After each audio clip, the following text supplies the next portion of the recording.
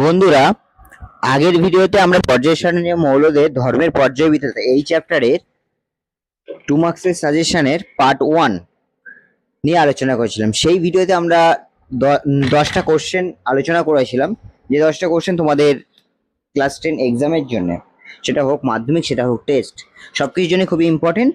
আর আজ আমরা আলোচনা করব সেই চ্যাপ্টারেরই সেই 2 মার্কসের সাজেশনের পার্ট 2 নিয়ে। আরেকটা জিনিস, ক্লাস 6 থেকে ক্লাস 10 পর্যন্ত সব রকমের পিডিএফ সব সাবজেক্টের সব চ্যাপ্টারে, শুধুমাত্র ম্যাথ বাদে আমাদের কাছে রেডি আছে। শুধুমাত্র ম্যাথ বাদে ক্লাস 6 থেকে ক্লাস 10 সব সাবজেক্ট সব চ্যাপ্টারের আমাদের কাছে পিডিএফ রেডি আছে। যদি তোমাদের কোনো কিছু রিকোয়ারমেন্ট হয়, ডেসক্রিপশন থেকে আমার নাম্বারে মেসেজ করো।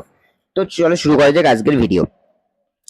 আজকের প্রথম কোশ্চেন, মেন্ডেলিভের পর্যায় সারণী মৌলগুলি ক্রমবর্ধমান পারমাণবিক ভর অনুসারে সাজানো হলে 4 জোড়া মৌলের ক্ষেত্রে এই রীতি লঙ্ঘিত হয়েছে, তাদের নাম উল্লেখ করো। উত্তর, আর্গনের পারমাণবিক ভর 39.94, পটাশিয়ামে 39.1 হওয়া সত্ত্বেও বেশি হল মেন্ডেলিভের সারণীতে আর্জনকে পটাশিয়ামের আগে বসানো হয়েছে। এইসব কোবাল্টকে পারমাণবিক কোবাল্টকে নিকেলের আগে, টেলুরিয়ামকে আয়োডিন পূর্বে ও থেরিয়ামকে প্রোটোটেকনিয়াম এর আগে বসানো হয়েছে। স্পষ্টতই মেন্ডেলিভের পর্যায়ে এই 4 জোড়া মৌলের ক্ষেত্রে ক্রমবর্ধমান পারমাণবিক ভর অনুসারে সাজানোর রীতি লঙ্ঘিত হয়েছে। মেন্ডেলিভের পর্যায় সারণীতে 8 নম্বর শ্রেণীর প্রতিটি ঘর 3টি করে মৌল রাখা হয়েছে। কেন? এই মৌলগুলি কোন বিশেষ নামে অভিহিত করা হয়েছে? মেন্ডেলিভের পর্যায় সারণীতে ক্রমবর্ধমান পারমাণবিক ভর অনুযায়ী মৌলগুলিকে সাজানোর সময় যাতে একই রকম ধর্মবিশিষ্ট মৌলগুলি একই শ্রেণীতে অবস্থান করে সেই দিকে লক্ষ্য রাখা হয়েছিল। এই কারণেই পর্যায় সারণীর চতুর্থ, পঞ্চম ও ষষ্ঠ পর্যায়ের 8 নম্বর শ্রেণীর প্রতিটি ঘরে 3টি করে মৌল যথাক্রমে FeCO, Ni, Ru, Rs, OPD, OS, Ir, OPT রাখা হয়েছে। এর ধর্মাগত সাদৃশ্য খুব বেশি ও পারমাণবিক ভর খুব কাছাকাছি। এরূপ 3টি করে মৌলের গুচ্ছকে মেন্ডেলিভের ত্রয়ী মৌল বলা হয়। মেন্ডেলিভের পর্যায় সূত্রে সংশোধিত রূপটি লেখো। 2 নম্বর কোশ্চেন, মেন্ডেলিভের পর্যায় সূত্রে আধুনিক সংস্করণে শ্রেণী ও পর্যায় সংখ্যা কয়টি? উত্তর, বিভিন্ন মৌলের ভৌত রাসায়নিক ধর্মগুলি তাদের পারমাণবিক ক্রমাঙ্ক বৃদ্ধির সঙ্গে সঙ্গে পর্যায়ক্রমে পুনরাবৃত্ত হয়। এটি মেন্ডেলিভের পর্যায় সূত্রে সংশোধিত হয়। এটি আধুনিক পর্যায় সূত্র, মডার্ন পিরিয়ডিক ল নামে পরিচিত। মেন্ডেলিভের পর্যায় সূত্রে আধুনিক সংস্করণে 7টি পর্যায় ও 9টি শ্রেণী বর্তমান। একই পর্যায়ে অবস্থিত সব মৌলের রাসায়নিক ধর্ম একই হয় না, অথচ একই শ্রেণীতে অবস্থিত মৌলগুলি রাসায়নিক ধর্মের সাদৃশ্য হয় কেন? ব্যাখ্যা করো। এটা খুবই ইম্পর্টেন্ট কোশ্চেন। উত্তর, মৌলের রাসায়নিক ধর্ম মৌলগুলি পরমাণু ক্রমাঙ্ক তথা মৌলের পরমাণু ইলেকট্রন বিন্যাসের উপর নির্ভর করে। যেহেতু একই পর্যায়ে মৌলগুলি পরমাণু ক্রমাঙ্ক তথা ইলেকট্রন বিন্যাস আলাদা হয়, তাই মৌলগুলির রাসায়নিক ধর্মও আলাদা হয়। অপরপক্ষে একই শ্রেণীর অন্তর্গত বিভিন্ন মৌলের পরমাণু ক্রমাঙ্ক আলাদা হলেও এদের সর্ববহিঃস্থ কক্ষে ইলেকট্রন বিন্যাস একই রকমের, তাই একই শ্রেণীভুক্ত মৌলগুলির রাসায়নিক ধর্ম সদৃশ্য হয়। এবার 14 নম্বর কোশ্চেন, পর্যায় শ্রেণী অতি হ্রস্ব পর্যায় কোনটি ও অতি হ্রস্ব পর্যায়ে মৌলগুলি কোন কোন শ্রেণীতে অবস্থান করে? উত্তর, পর্যায় শ্রেণীতে প্রথম পর্যায়টি হলো অতি হ্রস্ব পর্যায়। অতি হ্রস্ব পর্যায়ে দুটি মৌলের মধ্যে হাইড্রোজেন H ও I এর শ্রেণীতে, আধুনিক দীর্ঘ পর্যায়ে 1 নম্বর শ্রেণী ও He শূন্য শ্রেণীতে অবস্থিত। পর্যায় সারণী প্রথম ও দ্বিতীয় হ্রস্ব পর্যায় কাকে বলে? এই পর্যায়ে মৌলের সংখ্যা কটা? প্রথম ও দ্বিতীয় হ্রস্ব পর্যায়ে প্রথম ও অন্তিম মৌল কি? এরা কোন কোন গ্রুপে অবস্থিত? পর্যায়ে দ্বিতীয় ও তৃতীয় পর্যায়ে যতক্ষণ প্রথম ও দ্বিতীয় হ্রস্ব পর্যায় বলে। এবার প্রতিটি হ্রস্ব পর্যায়ে 8টি করে মৌল আছে। প্রতিটি হ্রস্ব পর্যায়ে প্রথম মৌল লিথিয়াম, অন্তিম মৌল নিয়ন বা এনি।